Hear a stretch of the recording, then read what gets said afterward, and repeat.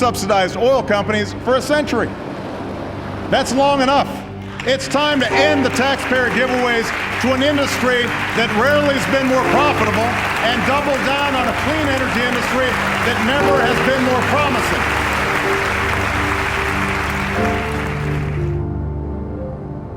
Those were the words of President Obama in his State of the Union address to Congress. It was a familiar theme. That's why we've renewed our leadership within international climate change negotiations. That's why we've worked with other nations to phase out fossil fuel subsidies. But his words were not lining up with his deeds. Just 3 days before that 2009 speech in Copenhagen, a little-known federal agency had awarded a $3 billion loan to a company that was soon to launch a massive liquefied natural gas project in Papua New Guinea. That agency was the Export-Import Bank of the United States. It was the largest loan the bank had ever issued, and it came with the backing of American taxpayers. As it turns out, it was also just the beginning of a $27 billion lending spree by the bank for fossil fuel projects around the world. In 2008, candidate Obama described the Exxon Bank as a little more than a fund for corporate welfare. The company was ExxonMobil, the oil giant responsible for 1/20th of all carbon emissions in the world. The company that made $45 billion in profit the previous year. That's $120 million a day, $5 million an hour, $85,000 a minute, $1,433 a second. But when he spoke to Congress on January 24th, 2012, was the president aware of what had happened earlier that day in the southern Pacific island of Papua New Guinea? Local authorities are trying to reach a remote area devastated by a landslide, which has reportedly buried scores of people. ExxonMobil is offering earth-moving equipment to help locate people, but is denying the deadly rockfall is related to its operations in the area.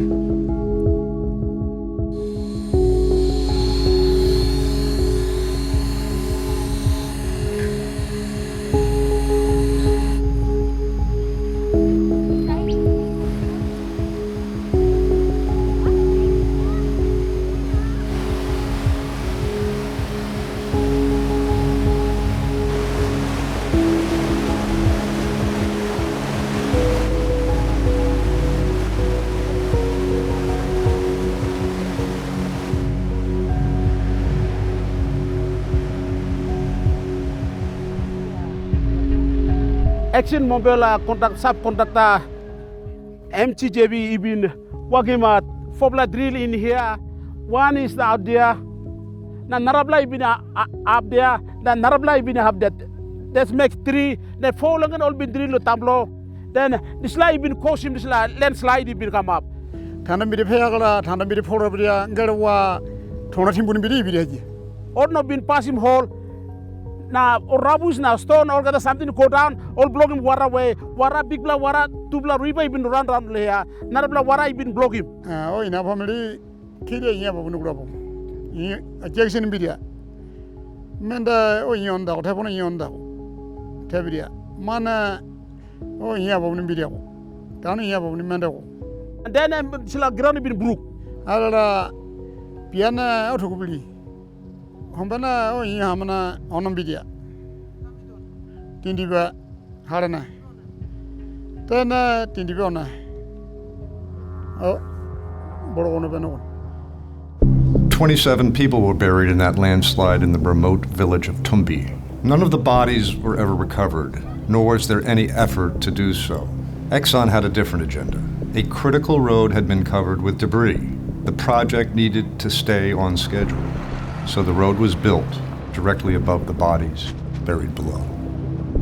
The PNG government, a financial partner in the venture, quickly absolved ExxonMobil, declaring the landslide had been caused by excessive rainfall, an act of God.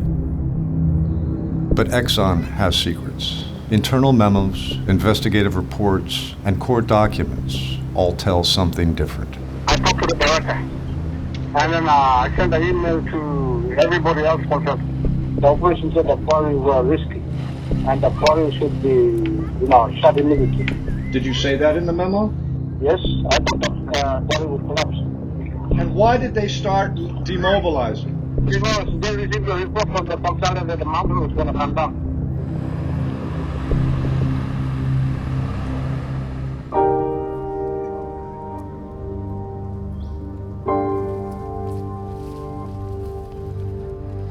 You have here a very finely tuned, wonderfully rich, customary system of relationships that have developed over tens of thousands of years, and it becomes a delicate, fragile social environment. It works wonderfully well, but it is very delicate and fragile because it's so rich and complex.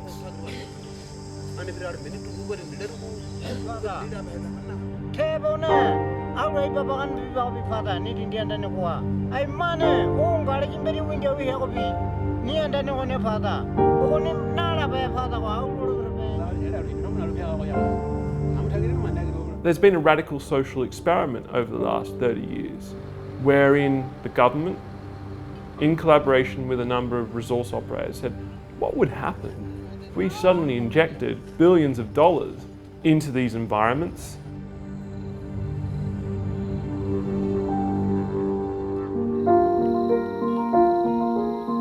The ones that have occurred to date have gone horribly wrong. Each experiment occurs, we discover that they cause unexpected and catastrophic consequences, but we're told each time this new experiment will be different. Confusion, anger, fear, lawsuits, demonstrations, violence. The problems surrounding the LNG project keep adding up by the day. In Hela, tension is mounting. The agreement on this land has been signed by somewhere else called in Mosby or Rabaul or whatever, we don't know. The agreement was not held in Hela province. The agreement is a lunacy and an insanity. So they took the agreement out of our province, that's in Kokopo. They choose about 10 to 15 people to sign this agreement, and we don't know what sort of agreement they signed. To make sure they signed, some were offered seed capital money. Some ministers made ministerial commitments. The government failed us, they handpicked those who will agree to them. We lost everything. If you don't sign, you don't get money. If you sign, then you get money. It's official bribery. And then we were surprised that after signing an agreement in Kokopo, they just come in here and then with the equipment and other stuff and say, oh, this place has been paid up, and we want to start a project.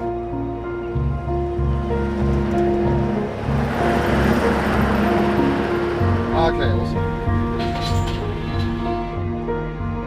LNG project la no got one benefit lo mi bla tari baba blo something gone and guess well all get the coba all get that something no got wrong government no helping bla good too no got many market people no got the water supply housing is bent down people airport no good no got one bla good bla school no got one good bla police station you looking people stop long memang government go sira lo mosby pida only kisi money he got development narrow province now people are tari saba people hela saba now people money all kisim go wall kisim rich na all call him LNG ya em hela now you miss tabia na no got one bla development mi bla kisim okay the money all wall tau again out pin sim. That's the issue, it needs to be addressed by the company, Papua New Guinea, the developer. It's an American company. We are the custodian to the guest. In return, we must get something. Free education for our children, good roads and bridges, relocation for the people. You know, when the gas is gone, our place will be dried up. How will we be? This is not a win-win. I lose and you're winning.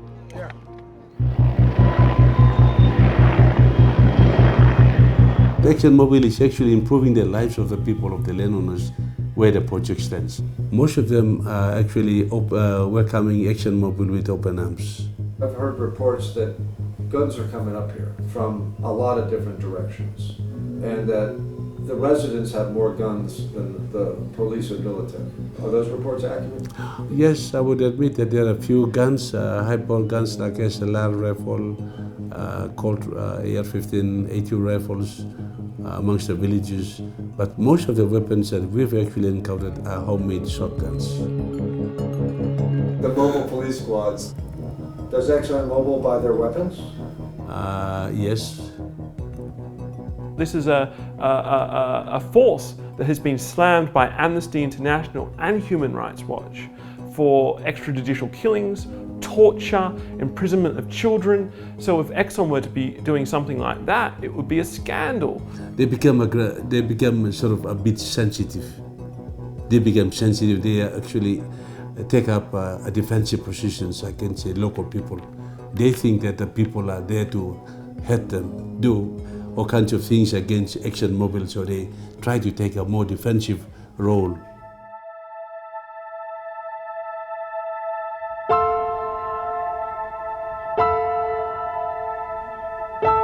Later this year, the gas will start flowing through Exxon's 500-mile pipeline to a massive plant where it will be turned to liquid and shipped to customers in China and Japan.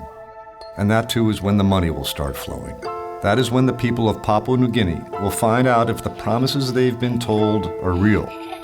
If they are not, things could get ugly. That's what happens in PNG, you got resource boom and you got gold and oil and now this LNG but you don't see that trickling down to smaller people now. Unfortunately, some of us are not in that position to make decisions. We only do what we're supposed to do. We have the advantage over those illegal weapons there. We don't fear them. We can tackle them. Our resource is very, very, very, very precious, and it's, they are not providing anything, provide us anything that we like. We are not money-hungry people. We are service-hungry people. We are hella.